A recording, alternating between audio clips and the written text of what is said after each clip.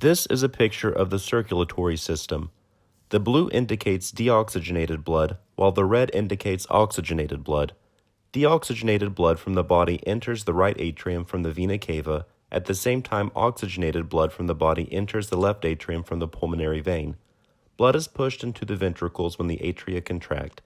The period from when blood enters the atria to when it is pushed into the ventricles is called diastole.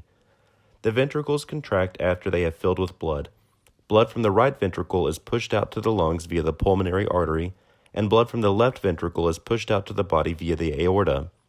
The period from when the ventricles contract to when they relax is called systole. Normally, the left ventricle pushes out between 55 and 70% of the blood inside it with each beat. This is called the left ventricular ejection fraction.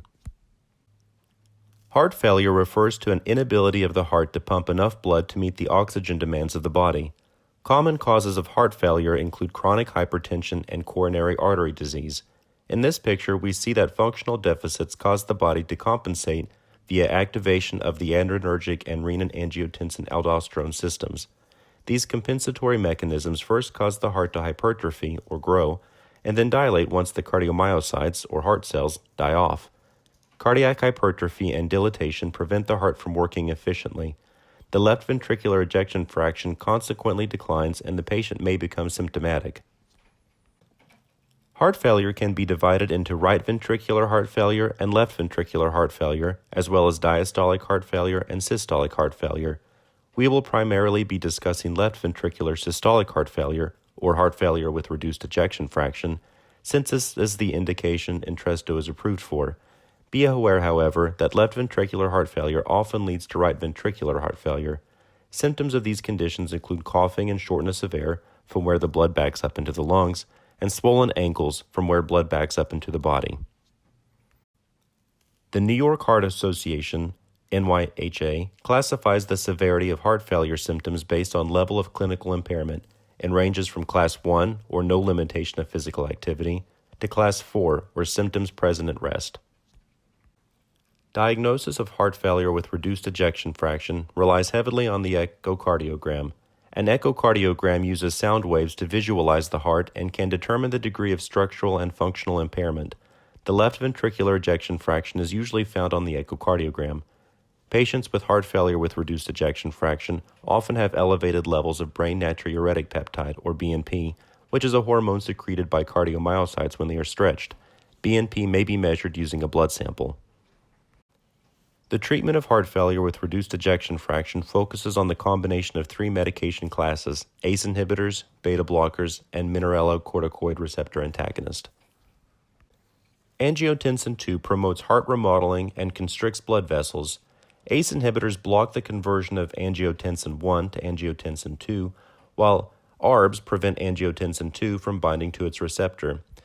In general, ACE inhibitors are preferred over ARBs, and ARBs are usually reserved for patients who cannot tolerate ACE inhibitors. For instance, some patients may develop a dry hacking cough with ACE inhibitors. The combination of an ACE inhibitor plus an ARB is not recommended. Examples of ACE inhibitors include benazepril, captopril, enalapril, fasinapril, lisinopril, quinapril, ramipril, and trandalapril. You'll notice that all ACE inhibitors end in pril, P-R-I-L. Examples of ARBs include candesartan, irbesartan, losartan, olmesartan, telmisartan, and valsartan. And here you'll notice that all ARBs end in sartan, S-A-R-T-A-N. The adrenergic hormones norepinephrine and epinephrine promote heart remodeling and increase heart rate. Beta blockers prevent norepinephrine and epinephrine from binding to the receptor. There are three beta blockers that are generally preferred because studies have shown them to be effective in heart failure, and those include metoprolol succinate, or Toprol XL, carvedilol, or Coreg, and bisoprolol, or Zebeda. And ivabradine is a new medication, brand name Corlinor. It's recommended in a special subset of patients who cannot tolerate beta blockers. The mineralocorticoid aldosterone promotes heart remodeling and fluid retention, and the mineralocorticoid receptor antagonist, or MRAs, prevent aldosterone from binding to its receptor. And the two here are spironolactone, or aldactone, and eplerenone, or Inspra. For African American patients or patients who cannot tolerate beta blockers, One recommendation is the combination of a long-acting nitrate and the direct-acting vasodilator hydralazine.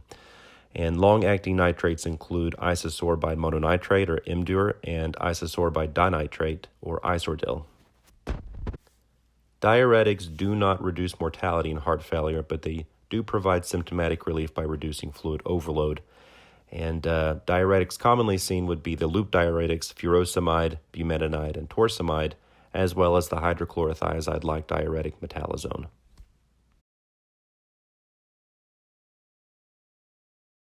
And now we get to Entresto. It is a combination of two medications, sacubitril and valsartan.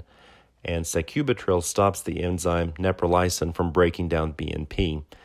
And like we said before, BNP is a hormone that cardiomyocytes release when they are stretched too far.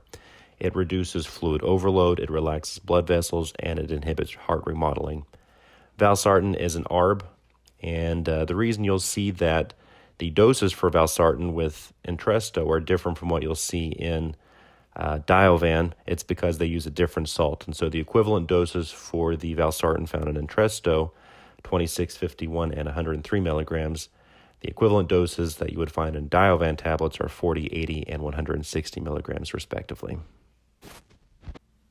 Now we'll talk a little bit about what prescription benefit plans typically require for an approval of a prior authorization request for Entresto. First off, you have to have a diagnosis of heart failure with reduced ejection fraction. This is what the FDA has approved Entresto for. So you have to show that the left ventricular ejection fraction is 40% or less. If the ejection fraction is greater than that, or the patient has heart failure with preserved ejection fraction, they're not going to approve it. Also, you need to document the symptom severity using the NYHA classes.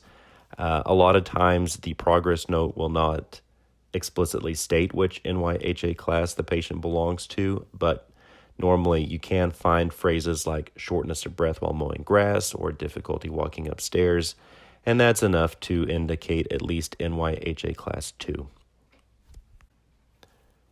You'll want to be as specific as possible in the patient's medication trials, and at the minimum show that the patient has trialed an ACE inhibitor or an ARB. It's also important to note that if the patient is currently prescribed an ACE inhibitor, that the patient will stop the ACE inhibitor at least 36 hours before starting Entresto. The combination of Entresto and an ACE inhibitor is contraindicated, and the reason for that is because if you take them together, then there is an increased risk of angioedema. And what angioedema is, it's swelling of the tongue, swelling of the throat, difficulty breathing. Along that same vein, there should be documentation that the patient does not have a history of angioedema with ACE inhibitors or ARBs, nor a history of familial angioedema. Also want to provide documentation that the patient, if diagnosed with diabetes mellitus, is not taking aliskiren and will not start aliskiren while on Entresto. And aliskiren, its brand name is Tecturna.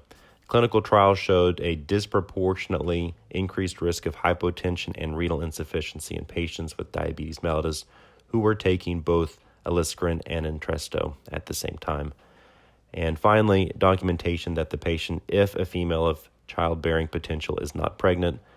The reason for that is because ARBs, such as valsartan, are potentially teratogenic.